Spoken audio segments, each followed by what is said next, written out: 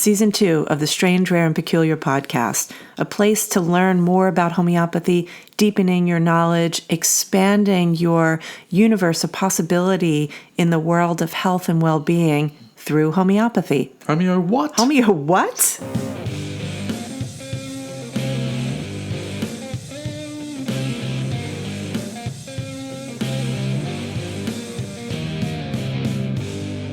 Greetings.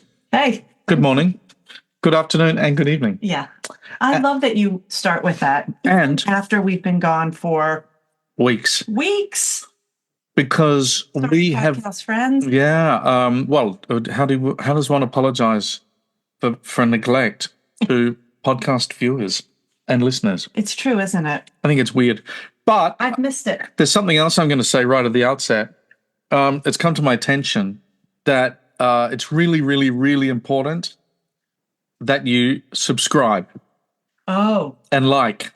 Well, unless you hate. Yeah. But if you like, then like. Subscribe and like. Yeah. We actually need that. We found that, of course. The dog likes. The dog likes the postman. Which enemy is at the door? There is a delivery. And we'll just leave that in. I think so, yeah. That's life in the zoo. Yeah. IRL. Now, I can't believe I said that. Yeah. You didn't even get it, did you? I had no idea what you're talking about. In real life? Oh. Yeah. Anyway, moving on. I like taking on this persona because I think it is a persona of being a bumbling old bloke, not understanding what the young people are doing. People saying. What are the young people saying? I like it. Why have we been gone for forever? Oh my gosh. Well, I've been in New Zealand. To New Zealand. I did. I got on the flight. It was also the end of the academic year, which honestly, first of all, big round of applause for all of the students for completing a year. My goodness. Hoo-ha. Yeah. Yeah. And well done. For our graduates, our part-time and our full-time graduates, how many of them are there? A bunch. Out into the world. Can I just on one point though, let's keep that going. But what I do want to say is the quality of the research proposals. One of our last kind of capstone assignments was spectacular. So spectacular that in our board meeting, which of course is another reason why we weren't recording, we'll talk about that in a sec, but was because we did a review of the research proposal submissions over the last couple of years and have selected 4 of them to put into our funding requests. So our students have actually put out work that is so amazing that we are going to seek funding. Would you like tea, madam? Would love tea, thank you. Would you like to take tea? I'm taking tea. Love it. This is the Naughty Vicar. Yeah, we're having Naughty Vicar mixed with Assam. It's really good. It is good. And so, busy. Then we had our retreat.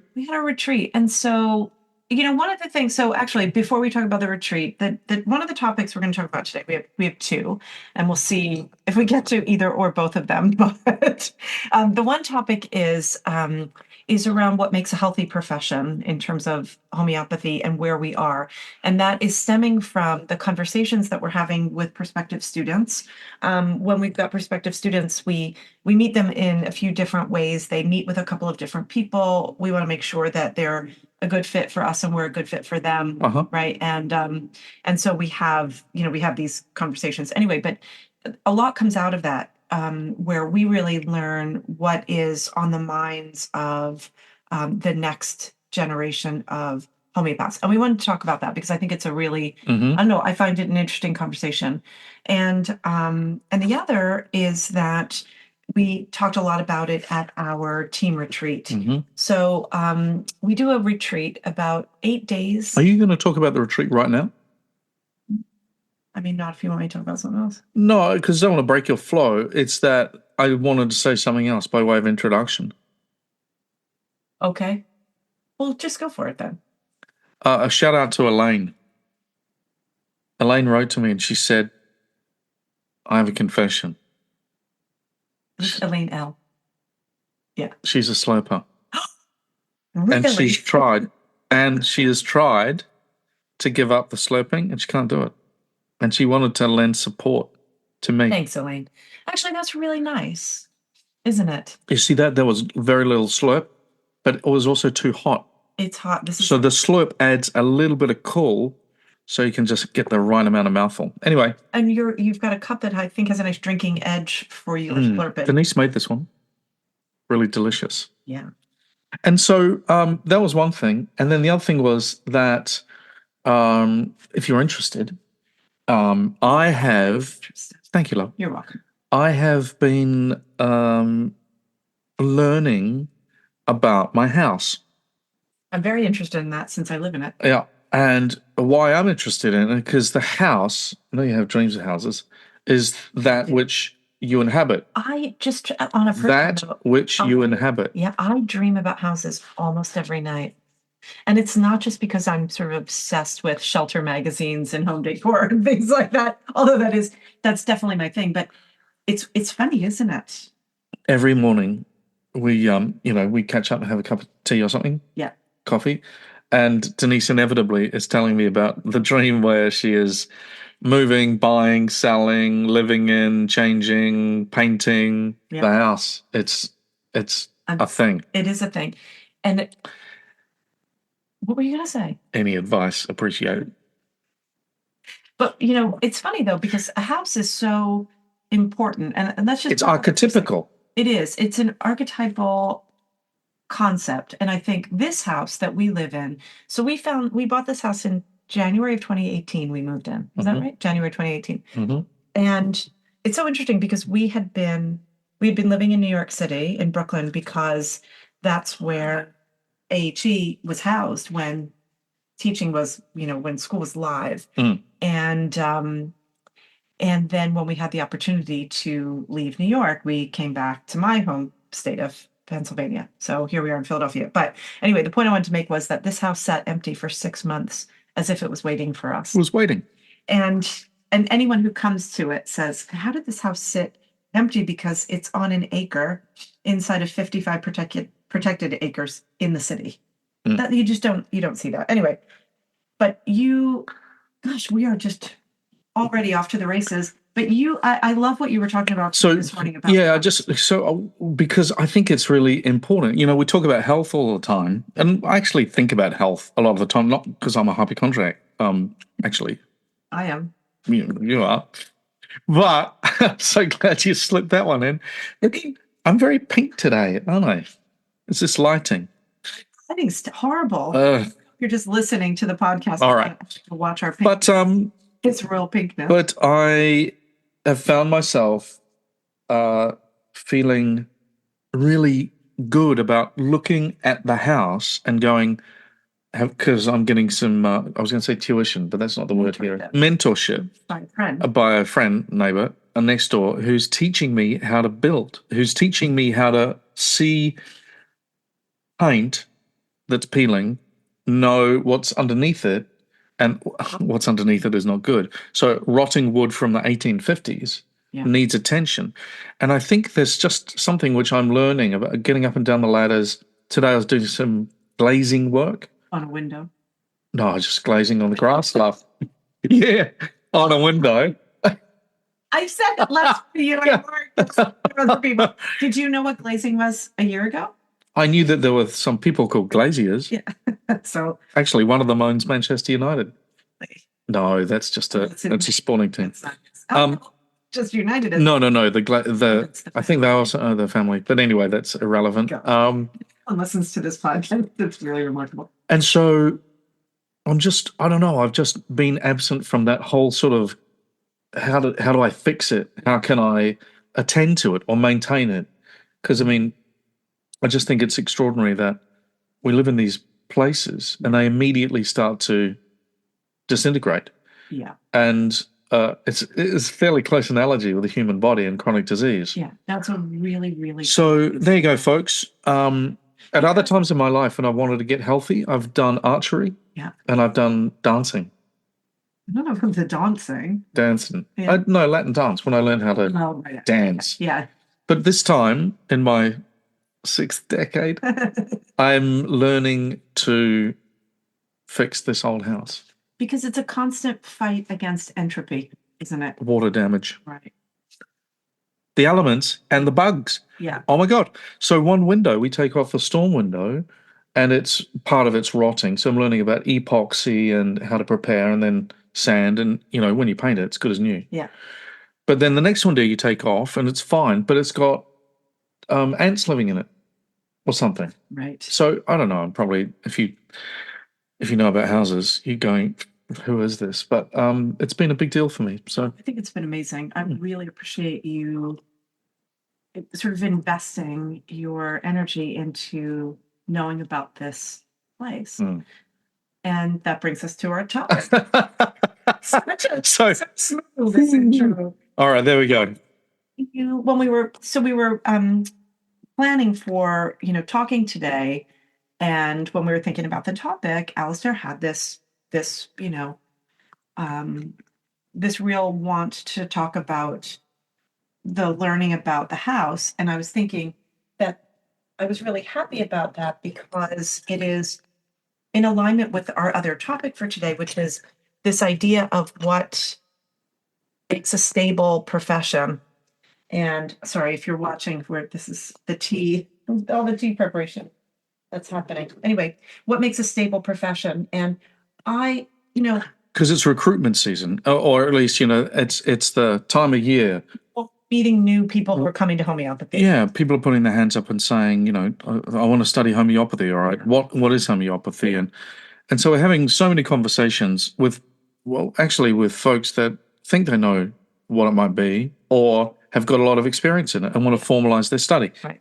And so they're turning up and we're having these ongoing conversations about, well, why are we different? And what is our vision? And so many of the most amazing AHE. Yeah. But also so many of the questions are about, well, in 4 years' time when I'm qualified, what's my life going to look like? And that's the thing. Yeah. And and it's been a really we've had so much reflection about these conversations, enough so that we wanted to, get back into the podcast talking about it.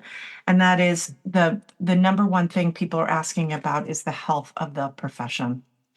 And that is, it's a makes you stop in your tracks moment, because we can be an amazing institution. We can train people to do good homeopathy, but if there isn't a stable profession, then we're not going to get people to rise to that level that it takes to be a really good homeopath, which then means that we're going to wind up where we were in the 1870s, and which is that the profession got diluted and not succussed.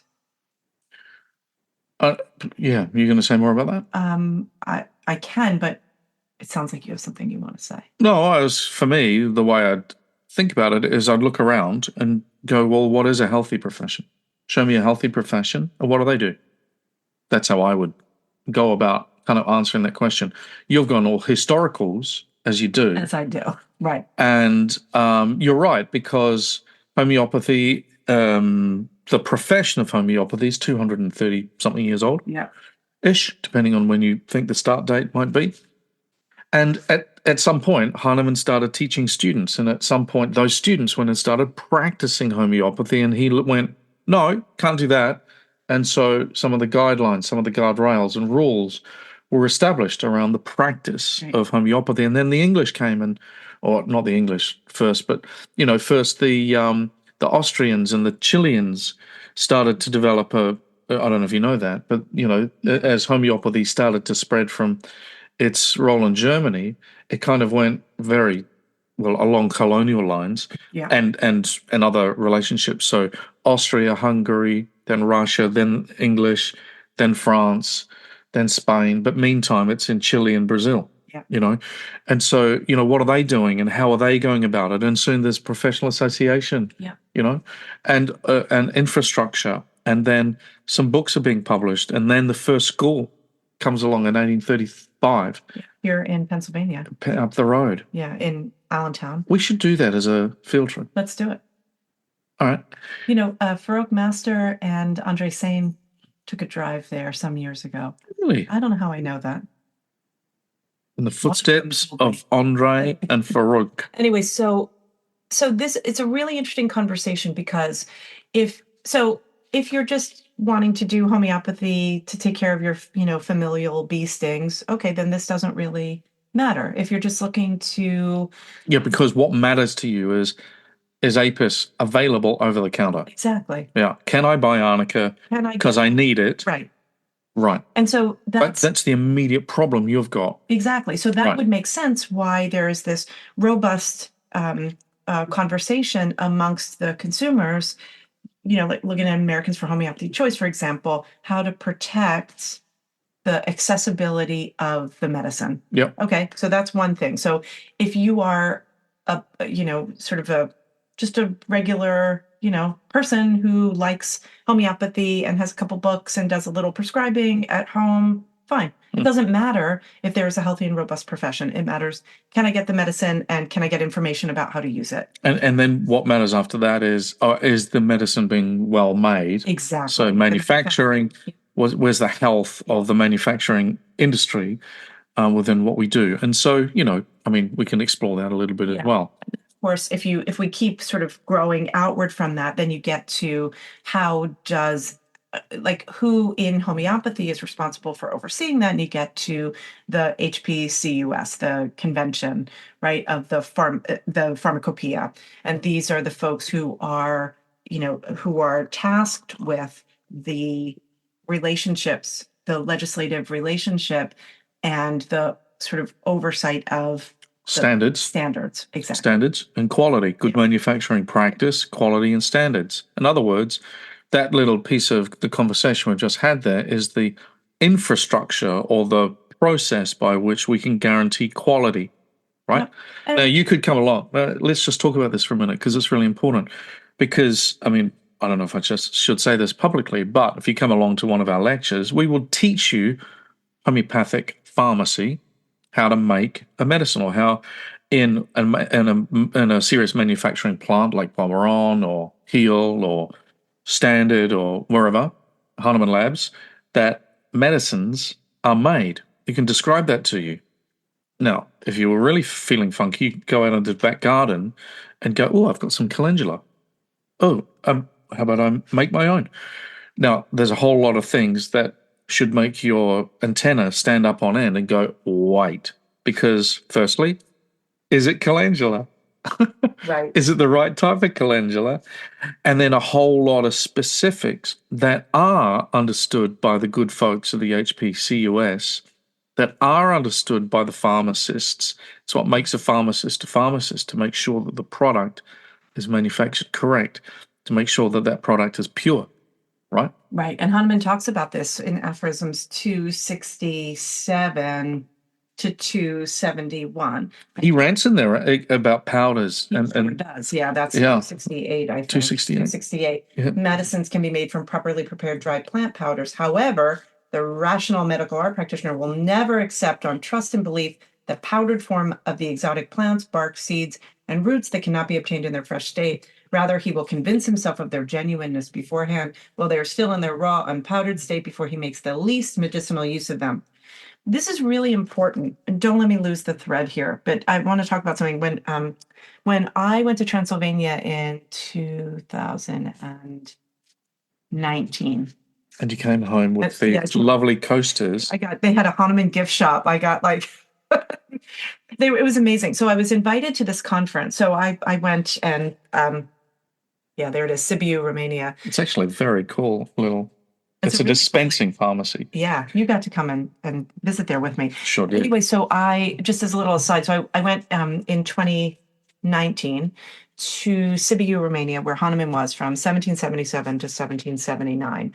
And it was a part of my research into the origin story of homeopathy. And the reason that I went was because I wanted to see what Hahnemann had cataloged, which is basically the Baron von Borkenthal's library. And I wanted to I went through every line of every book and pamphlet and treatise that was available to him. I still have tea, thank you.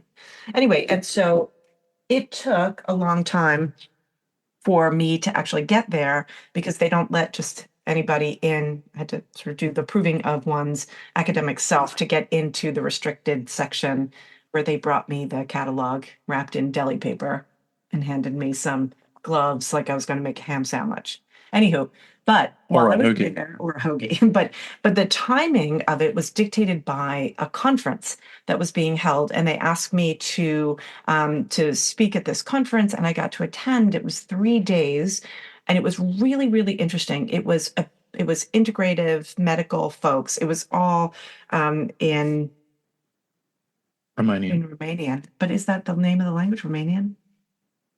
Anyway, whatever. It was not in English, but I had a translator with me. It was amazing, and I got to speak, and they all spoke English, of course. I was the one with the deficit, but um, there were a few talks that stay with me to this day, and one of them was an herbalist who she was a researcher, and she gave a presentation on how, like a game of telephone, certain plant medicines have been sort of altered and diluted over the years, not just because of how different the properties of something will be medicinally based on where it was planted, the time that it was planted, the health of the soil, and so forth, but the misidentification and recognition of plants. Mm-hmm. And so she gave examples of, I can't remember what the plant was, but there would be rows of these plants. And then over the course of time, cross pollination would have happened that would have completely changed the medicinal power of this substance. Mm-hmm.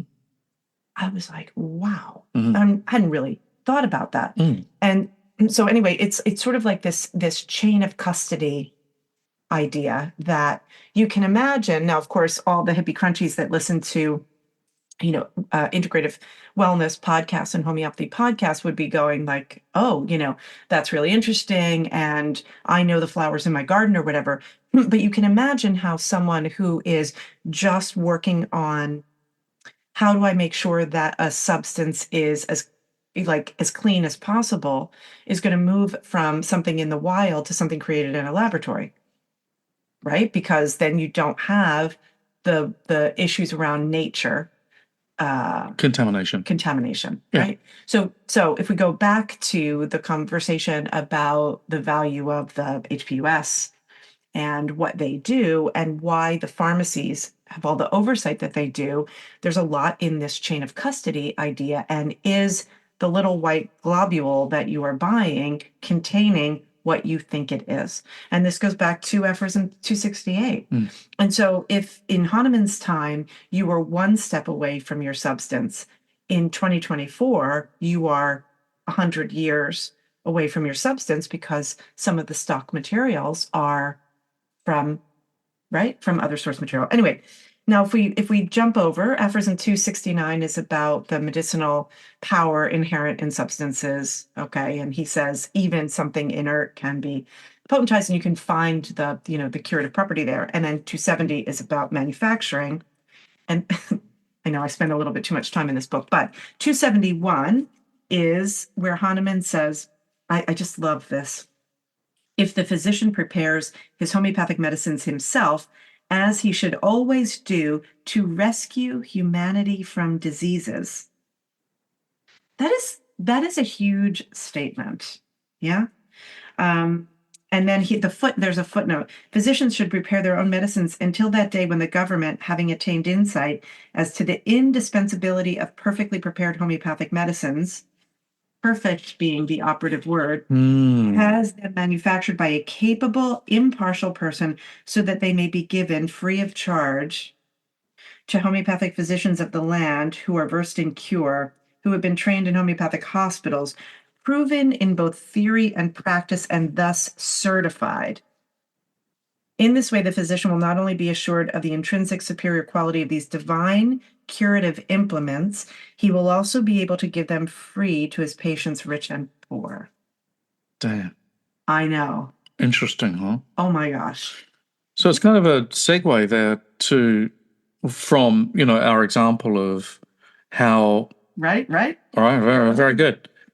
How something that's really critical to us and our future and the health of your individuals and your cat and broadly public health initiatives, how that quality requires some oversight, right? It totally does. And nobody wants the man looking in their business. I totally get that. For more context, of course, at the time, Hahnemann was always in trouble with the authorities mainly because the folks that had the licenses to be able to manufacture drugs, medicinal drugs, the apothecaries had no idea how to make a homeopathic remedy really well. Exactly. So he said, basically, not trusting you, meaning I'll break the law because I'm going to make him in my basement, meaning he got in trouble and often had to move as a consequence of So that. I have a totally different perspective on this. Really?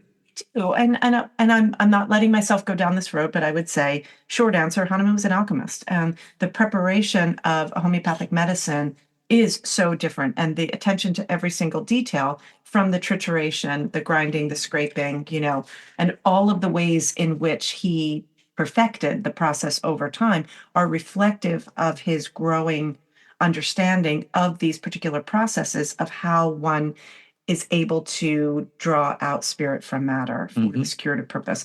And I think, and I'm going to be really good and not go down that road, but I think that some of it is for sure that there was tension around that. There's always tension when there's money involved.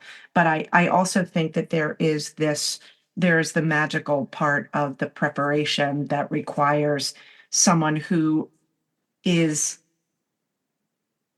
adherent to and has fidelity to the real specifics.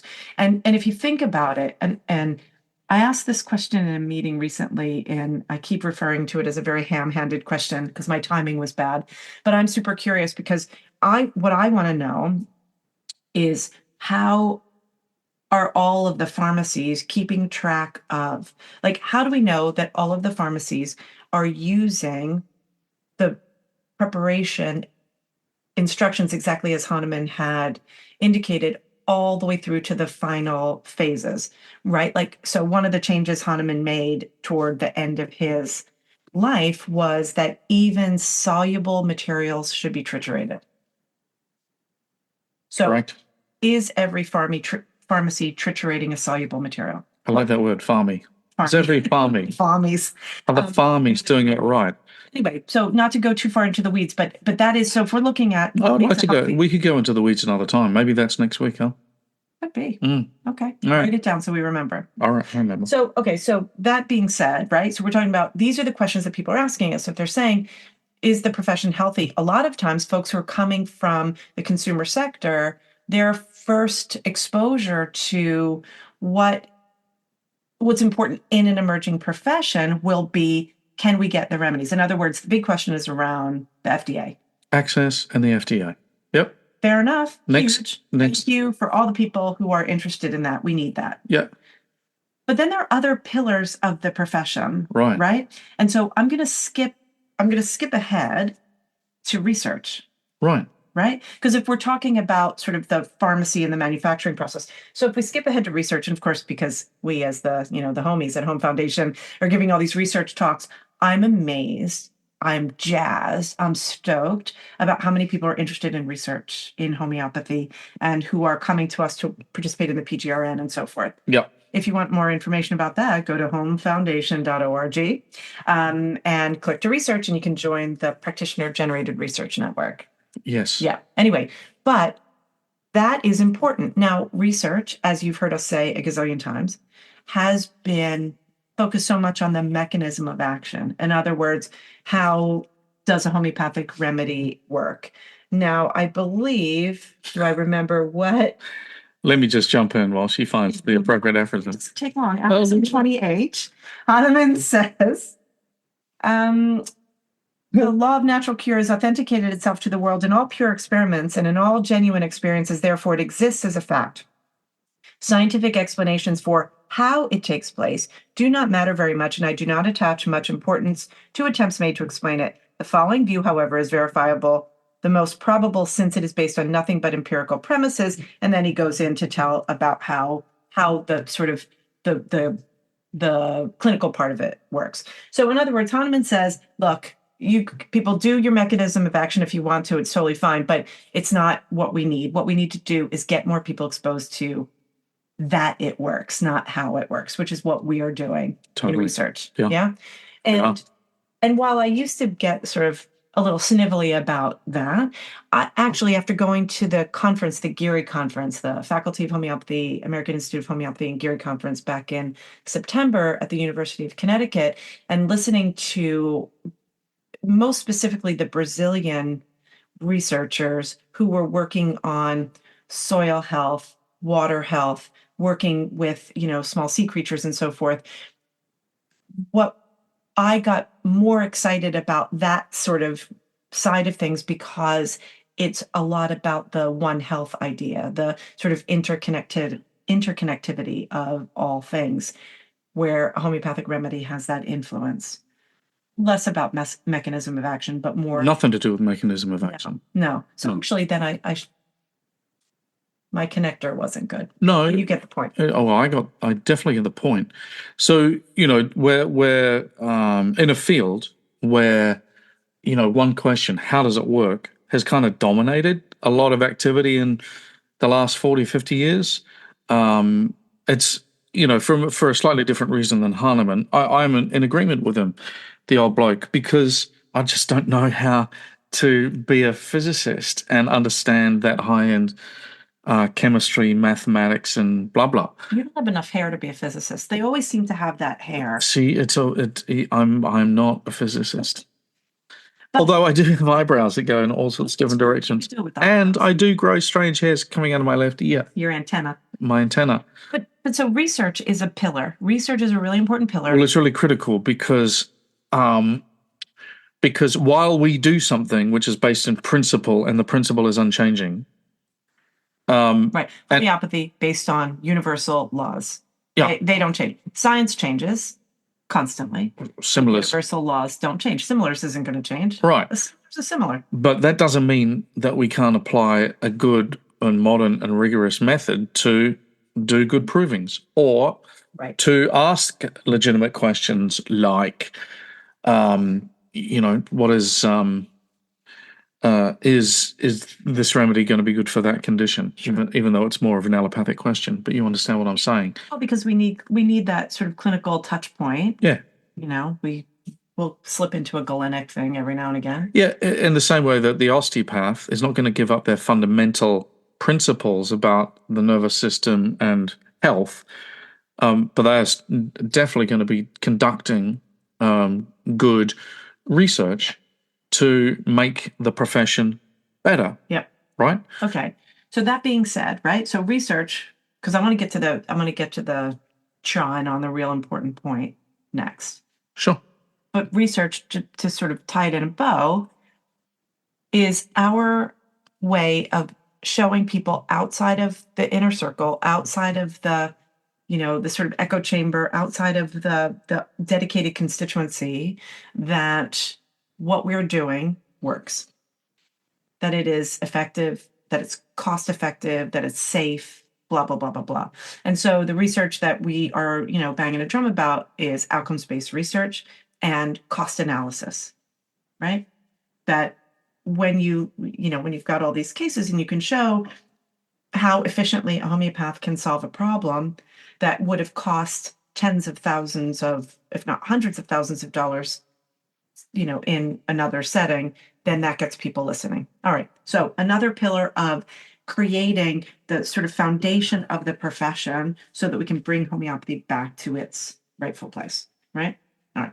Then, so that takes care of sort of the external population, the pharmacy part, the manufacturing, all of that. That's regulatory in terms of the medicines themselves.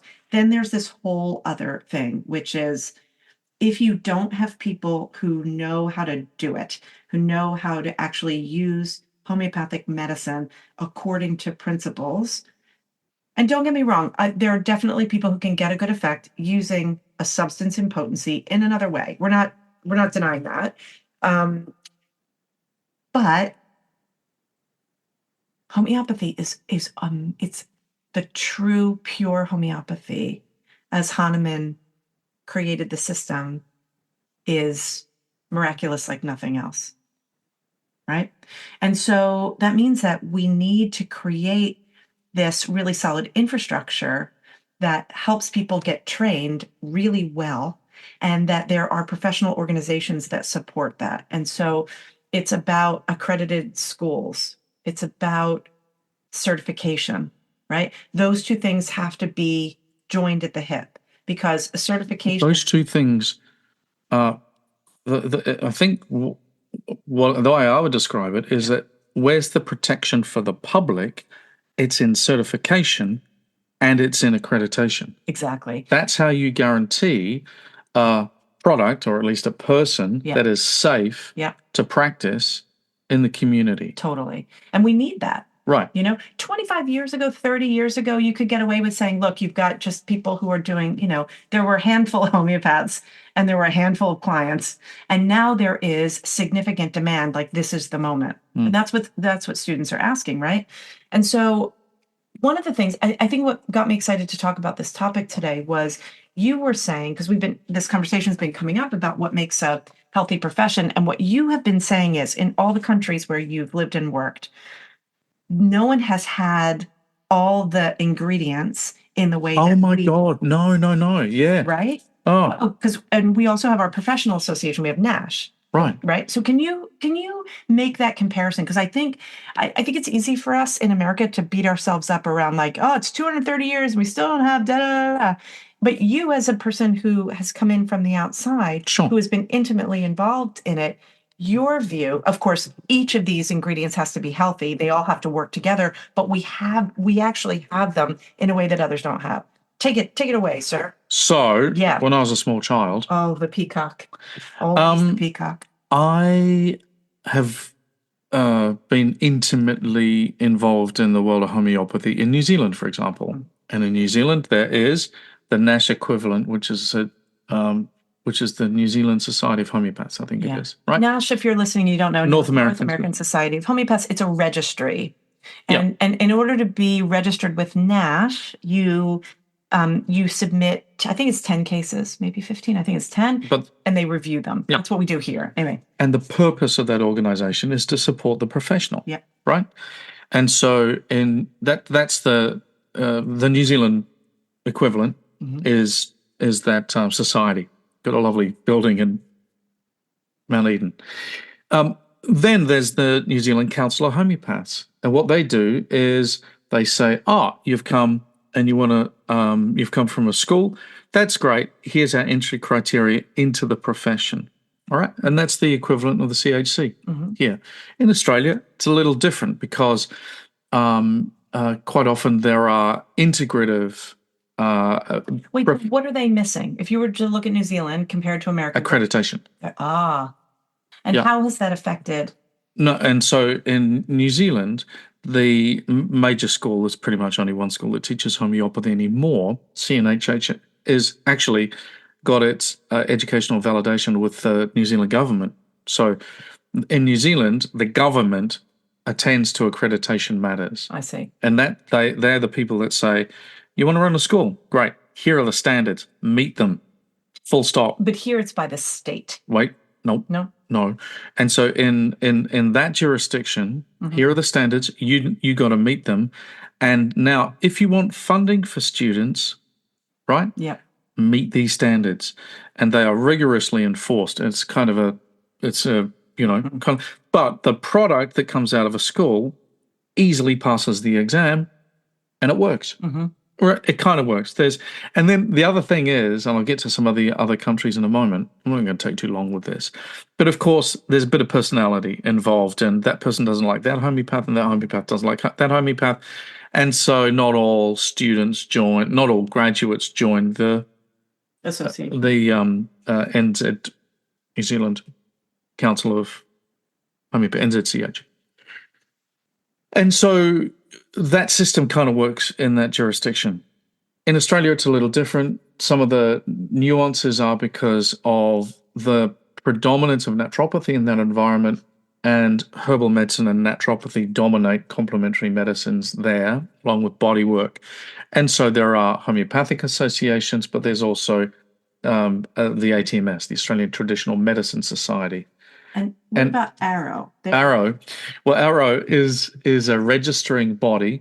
Like NASH. No. No, because you have your school have I got it right? Like, The AHA. Oh man, actually, you know what? I'm just going to back off from that because I'm probably going to butcher it. okay. But in Australia, for the professional homeopaths, there's the Australian Register of Homeopaths, the peak body Yeah. that with one voice talks to Yeah. government and the bureaucracy. And then there are other associations that support the professional Right. that also accredit schools. And that's the part that I'm interested in. Yeah. So the part that's wonky in some parts of the world is that the professional association that supports the homeopath also protects the public, also accredits the schools. In the UK, that's what the Society of Homeopaths does. The society, kind of in our language, certifies the practitioner, Yeah. but also accredits the schools. See, I think there should be a separation between them. That's why what's going on in the North America is perfect. Got it. Now I understand. I'm Right? glad I asked. I'm so glad. I didn't get that. And so while it hasn't always worked, back in 2012, 11, whenever it was, when the previous, I'm going to say, existing symptom was unpicked and then put back together again, what was put back together again after quite a lot of fighting here was that there was an accreditation body that accredited the schools. That's all they did. That's their lane. That's a China. Yeah. The CHC certified in a credentialing process, certified the graduate from an accredited school and entered into the profession as a legit member. And then sometimes if they want, then you go and join NASH, who are going to support the professional. And so it's not a state-based system. That system in and of itself, because the states do come in, but in a different way. Yeah.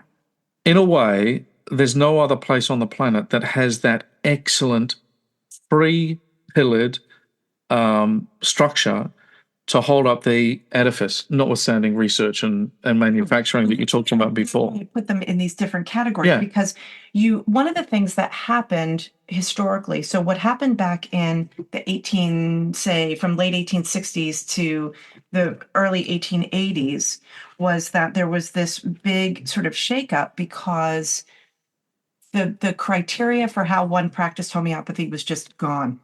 And so it was like, if you were giving a homeopathic medicine, no matter how you gave it, you could just be a homeopath.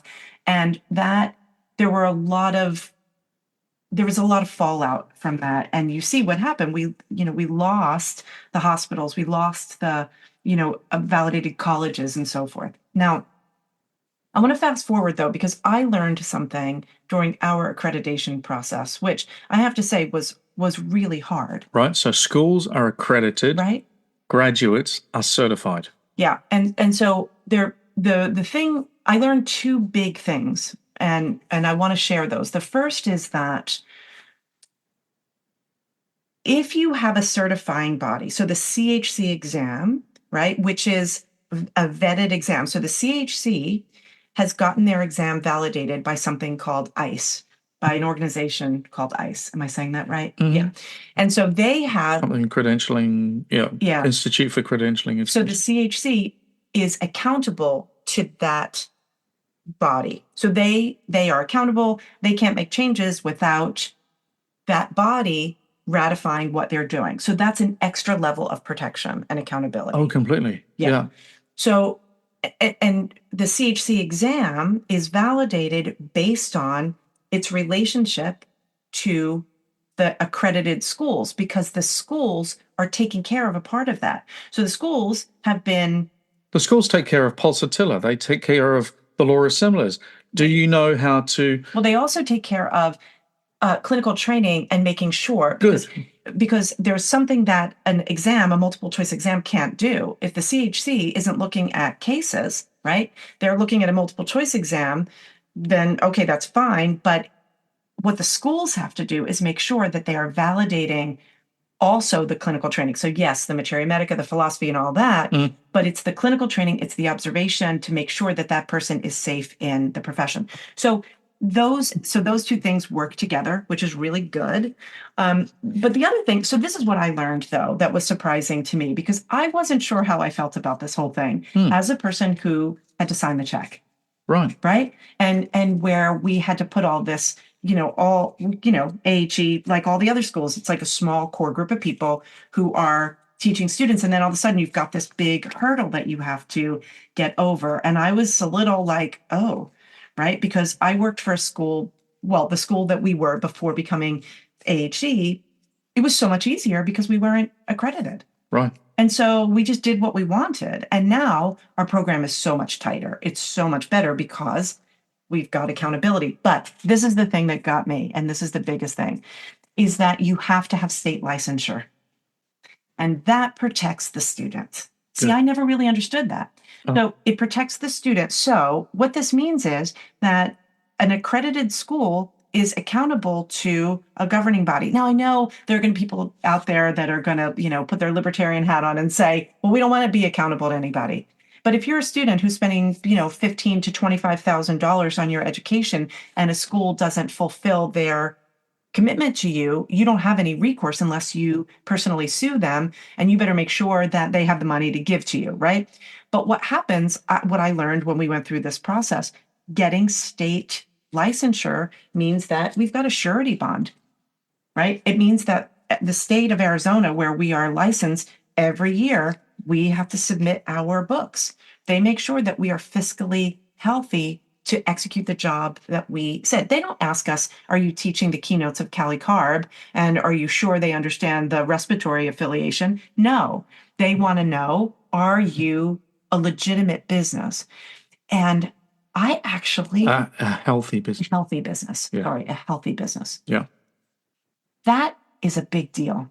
And see, that's what accreditation is. Accreditation and then the licensure part for the schools ensures that it's not just a person teaching. A person, anyone can teach, pulsatilla and gelsemium.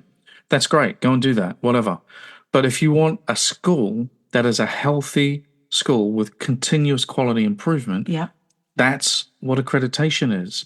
And the licensure part protects the students so that, unlike the Allentown Academy that went bust, The Allentown Academy was the first school. the first school went bust. To only medical professionals back in 1835. Yeah, and went bust because of there was a crash and the investors pulled out. Yeah. So, well, that's it. School closes. That's how I wound up with this school. Exactly. And so the even though, folks, some of that stuff sounds like red tape or however, and it can be sometimes, that it's really critical. It's critical for the broader health of the profession, because the CHC exam works when the schools are doing their job and ACHINA is accrediting the schools correctly and measuring them using their review process. So and I really... So why does this matter? Let's take it back to right, okay, consumer. Right. So why does this matter? Because you may be going to a homeopath because your child who's 5 years old has gotten diagnosed with Crohn's disease. And you're going to see a person who is a professional homeopath, which means they don't carry a medical licensure, which means you have to put your faith that this person not only understands the keynotes of a particular remedy, but has good training, understands the ethics, the boundaries, the medical sciences, that you want to make sure that this person is safe. And you can't, that's really hard to figure out in an emerging profession like homeopathy. Especially if you spend your time on Instagram. Oh my gosh. Well, let's probably not go down that one. But what if you get... What about that call you got the other day? Because I was having lunch, you got a call from a client whose 10-year-old was passing a kidney stone. Oh yeah. Yeah. They were in an ambulance, and imagine that's you. Yeah. And your child. Do you want someone? And you went to a school that did, school by video or school by... Where you didn't have live clinical training, you don't have accountability in medical sciences. I mean... And a non-certified practitioner. Exactly. Or imagine that one of the pillars falls short. Yeah. If ACHINA is no longer making sure that the schools are doing their job, or if the CHC is no longer affiliated with or bound to an accreditation process, then we lose it. Okay, so what does that mean? If you lose one of those pillars, right, a plummeting in quality, gone. and a repeat of the late 1880s. 100% guaranteed. Yeah.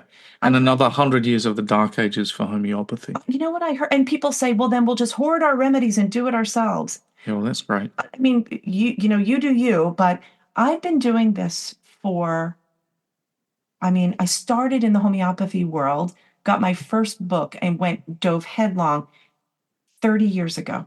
Right. Right? And went to 3 different schools before I started practicing and got in a ton of mentorship. Right? And I still will refer a client out if I feel that it's beyond my scope. I've heard you do the same. We've traded clients when it's like, you know what? I think you're better at this or whatever, right? That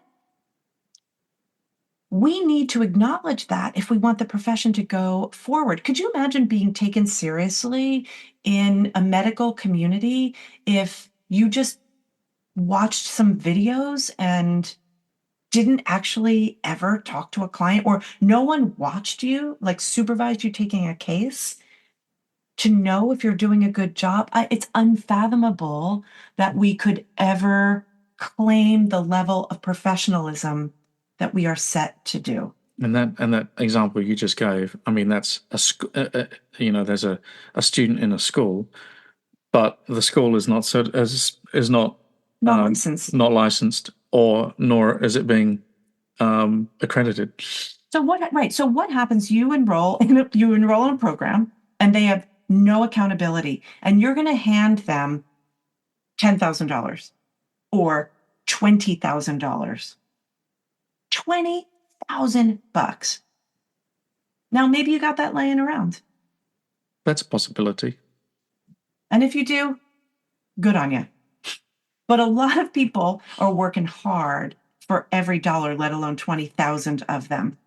And if you don't have a guarantee, like we've run our program 27 times. We've completed 27 cohorts. In other words, 27 times someone has come through this program and finished it. So every year we're making improvements. We've got a quality assurance cycle. We're like, oh, we need to do that better or that better. And we spend a lot of time doing that. Imagine that you're investing 10, 20, however many thousands of dollars, if you even know what it's actually going to cost to get all that you need to practice, and then you can't do the job, or that it's not tried and true, or that you don't know how successful students have been in passing the certification exam, or is anybody vetting what's being taught? Like, I don't know. I'm certainly not a person who wants a lot of oversight.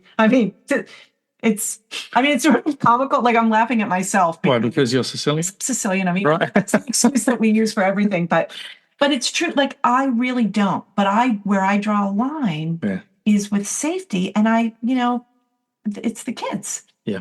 I came to homeopathy when I was studying when I had babies, and went to, my first homeopath was medically licensed, because I couldn't imagine going to a homeopath with or going to see someone with the symptoms I had, and they might not understand, right? And I got a diagnosis of an autoimmune condition, right? And that practitioner said, you know what, I want to get some x-rays of your joints. It looks rheumatological. Do you know, let me ask you a question and then we'll close it out. This is a question for everybody, because I do know the answer to this one. Is it a trick question? What country on the planet drinks more tea than any other? India. No. Oh, for real? Nope. England? Nope. Per head of population. Oh, Turkey. That's it. Interesting. When you said per head of population. Yeah. Turkey. And then I believe it's the Irish. I love it. The Irish. Folks, we've had a bit of a rant. But why? Let's just reiterate, and then we close up. And it's important because, we got here because we're starting a new school year. We're having these conversations with people, and we're taking... And students are wanting to know. Potential... want to know. Right. People didn't used to ask this before. They used to be really excited. I found a school, and I like the people, and this is exciting, and I'm learning about myself. I'm learning about a topic that I otherwise would not have really had access to. That is all still true. Yes. In addition, because homeopathy is reaching another level of maturity, which is exciting. It's amazing. I couldn't have imagined this was going to happen in my lifetime. You're having a moment. I had a moment. I did. Love. I couldn't imagine this was going to happen in our lifetime, but here we are. And so I want it to go to the next level on our watch. Do you know what I mean? I want us and our friends who are so committed to homeopathy education and certification, and all the people who have, I mean, look, you spent almost 6 years as the president of Achina. You did hard yards, as you would say. Hard yards. Yards. I mean, you think about our friends at the HPUS, our buddy Bill Shevin as the president of the HBCUS. Like those people put in so much work. They're like the unseen heroes in this, right? So all of these folks who have been working for decades to bring it back, like we have an opportunity to get it to the next level. So we're really advocating for all of the folks who are interested in homeopathy. Keep doing all the advocacy that you're doing. Mostly the consumers are engaged in advocacy around the remedies and supporting Americans for homeopathy choice. Spread the love. Yep. Spread the love, because the healthy profession will survive and thrive if we keep those pillars. We're really in a great place.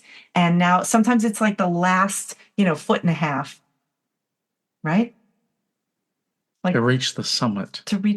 Like when I ran a marathon, which then I use the word run is hilarious, right? But I dragged a marathon with the lady with the purse ahead of me and the guy running backwards with a jump rope. I think there were two separate people. There was the backwards guy and the jump rope guy also. You've also run a marathon. How about just leave it at that? Yeah. School year is a marathon. Here's what we're going to do next week. We're going to talk a bit more about manufacturing and a bit more about quality assurance in the pharmacy world. No, actually, it's possible that next week, either next week or the following week, we're going to have Jamie Oskin on. And we are Jamie O. Dr. Jamie O. Jamie Oskin is a naturopathic physician who specializes in homeopathy. He's my buddy. I love Jamie. And Jamie is he is one of the folks who is organizing a conference in Arizona in September that I have the amazing privilege to speak at. It's right up my alley. It's on primary sources. And I'm opening the conference talking about history, as I do, and looking at primary source materials in history. But then the rest of it is going to be amazing because it's really hands-on. George Demetriadis is coming from Australia, and he's going to talk about this library that he has put together that Sonoran University, the naturopathic college, has. There's going to be really like hands-on training on how to use it to access these primary source materials. Yeah, there's a lot. So Jamie's going to come on either next week or the following, I can't remember, but we're going to talk about that conference. There's going to be, I think there's a special student rate. They've got some cool lodging ideas for students. I'm psyched. I'm really psyched. So good. Yes. That's it. See you next time. Thanks for listening, guys. If you made it through this one, you can make it through anything. Enjoy your day. Bye. Home Foundation is hard at work. The Practitioner-Generated Research Network is like nothing the homeopathy community has seen before. Through the PGRN, we will be able to bring groundbreaking research to the world that will help protect homeopathy for generations to come. Learn more about how you can contribute to research at homefoundation.org. That's home, HOHM, foundation.org.